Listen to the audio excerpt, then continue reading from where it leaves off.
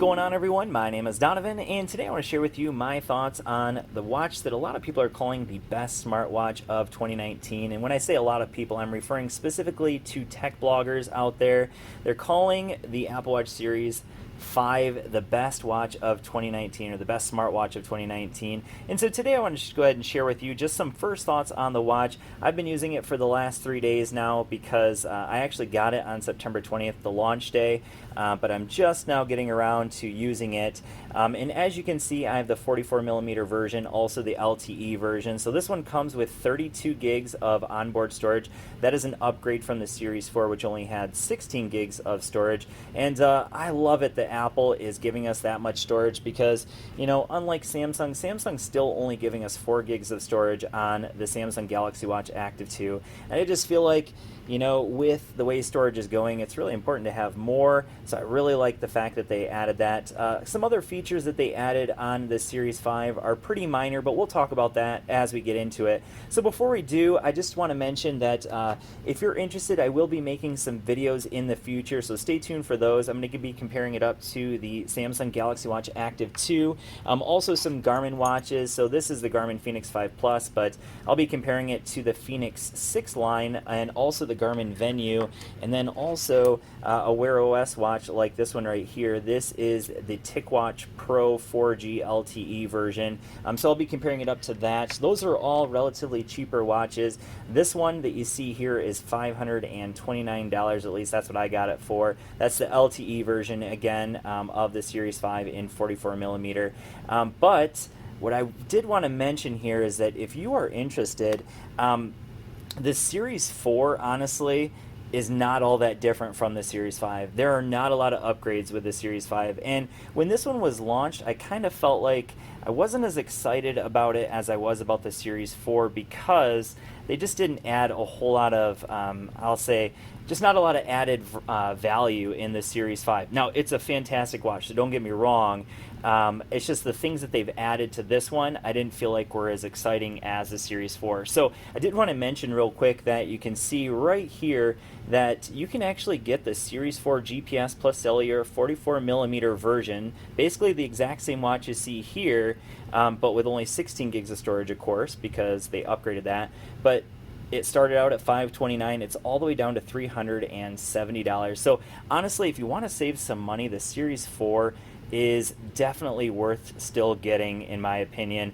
So I'll leave a link down in the description if you're interested in checking that out. Now, I will mention it's only for that white band, but you can easily swap that out for another band, and you don't have to pay that much. So obviously they have the 40mm as well, but I wanted to show you just in the style. If we go into the style, you can see that the watch with Apple Care bundle, they're going to charge a little bit more, of course. But then we go into colors. Notice that if I go to the, where is it at? I gotta find it. The black plus sport band. They're actually charging, where is it at? There's the silver aluminum with sport loop, but you can see this one's easily the cheapest one. Oh, there's it is. Space gray aluminum with black sport loop, $429.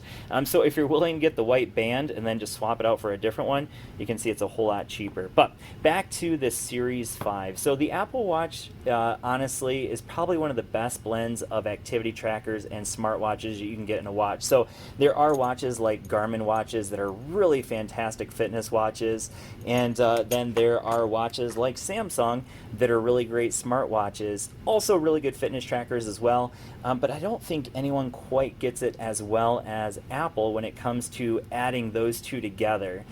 So when we're saying that it's a great smartwatch, I mean, there's no other watch out there other than maybe Wear OS watches. Wear OS watches also have a pretty good variety of apps, but the Apple Watch definitely has the biggest variety of apps. More companies are making apps for Apple than any other smartwatch out there, and they're really fantastic. So when we go into Apple, of course, this year they did include the App Store. There it is. So I knew I had it on there somewhere. But you can see that we do have the App Store built right in, so you can download apps directly to the watch. Of course, now we have 32 gigs of storage as well.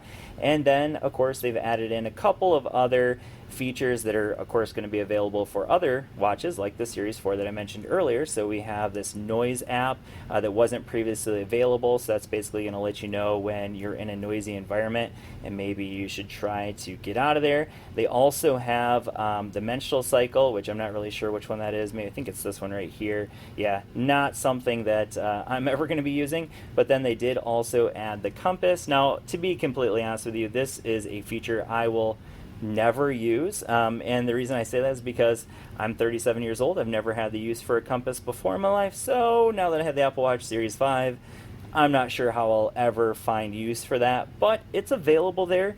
Now, what I will use on this watch is the fitness tracking and the smartwatch notifications, and that's where I think this watch does a fantastic job. So when it comes to fitness tracking, of course, we have the ability to use the apps, of course, that come with it, so the activity tracking apps on the watch, the workout app, but I use this one right here called Work Outdoors. So I actually did a video on this, and I think, honestly, for the Apple Watch, this is the best app that you can get for a runner. So if you're a runner, I definitely highly recommend this app called Work Outdoors, I think is what it's called. I'll leave a link down in the description for the app. I'm not getting paid by them by any means. It's just an app I really love. I also love listening to podcasts while I'm working out. So apparently I was listening to NPR. Of course, they're talking about the impeachment. And yeah, so just love listening to podcasts while I'm running. Apple Watch does the best job of that because with LTE version, I don't have to download the podcast to my watch. I can just listen to them directly with my AirPods, and I don't even have to download them. I have LTE. Now, obviously, if you don't have the LTE version, you can download them to the watch. That is an option that's available. And then also, I like listening to my Apple Music radio, and I don't have to download any music to my watch if I don't want to because I have the LTE version. I can just listen to any radio station I want. But of course, there's 32 gigs of storage in here, so why not download some music directly to the watch with Apple Music? So let's talk about the downfalls of this watch. So another feature, of course, that they brought to this watch is the always-on display. And while it is nice to have always-on display finally available for the Apple Watch Series 5, and that's probably the number one feature that they talk about in all their advertisement, is that this thing tells time. Yes, of course it tells time. The problem is it burns through the battery quickly. So in the first day when I used the always-on display, I was at 19% by the end of the day. And yeah, that's just not great. So if you're using that always-on time and you're using it for running and listening to music while you're running, and if you're using it heavily, you're definitely going to burn through the battery really quickly. So I went ahead and turned it off. The next day I got through the whole day in 40%. So it saved an extra 20% to not use that always-on display. So I definitely recommend probably not using it because, to be completely honest with you, let's go ahead and just flip it up. You can see how quickly this watch responds. And yeah, if you're in a meeting, it looks a little goofy to have to flip your wrist up, but you can just tap your screen or whatever to turn it on. I personally don't think that always on display is necessary for this watch because of how quickly it turns on as soon as you flip your wrist. So that is another feature that they added, but really not a super important feature for me. For me, it's being able to respond to notifications so easily from the watch. The notifications look fantastic, really easy to respond to, and just everything about this watch is pretty darn awesome. The one thing I really wish Apple would change about this watch is, of course, the fact that it can only be used with an iPhone. So honestly, the one thing that keeps me held to an iPhone is the fact that I really like the Apple Watch. If they could use this with any phone, that would be awesome. That's what I want to see with the Apple Watch Series 6. I'm sure it won't happen, but I would love for it. And the other thing that I know a lot of people would love to see with the Apple Watch Series 6 is maybe a round face. Now, do I think that's going to happen? Probably not, but I think it's a feature a lot of people would definitely be interested in if Apple at least offered that option. So anyways, my quick thoughts on the Apple Watch Series 5. Lots of videos to come in the future. Let me know if you guys have any questions about the Series 5. It is a fantastic fitness tracker, fantastic smartwatch as well, and really probably the best blend of any watch of all those. So is it the best smartwatch of 2019?